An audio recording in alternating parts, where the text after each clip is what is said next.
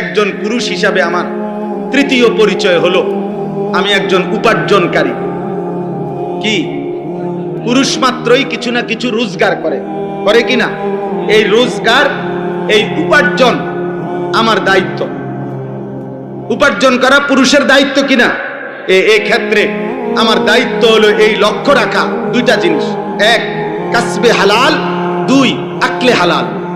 আমাকে শতভাগ খেয়াল রাখতে হবে আমি যা রোজগার করতেছি তা হালাল কিনা, আমি যা খাইতেছি তা হালাল কিনা। খালাস, পুরা আপনার জীবন সুন্দর হবে। এই তিন কথা মনে রাখ।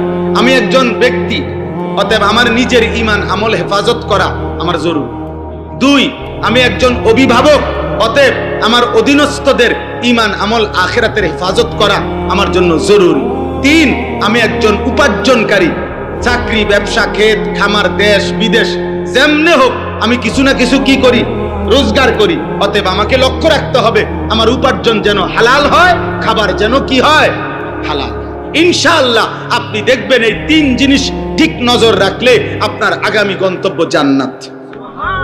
আল্লাহ তৌফিক দান করেন, আল্লাহ কবুল করেন, আল্লাহ হিম্মত দান করেন।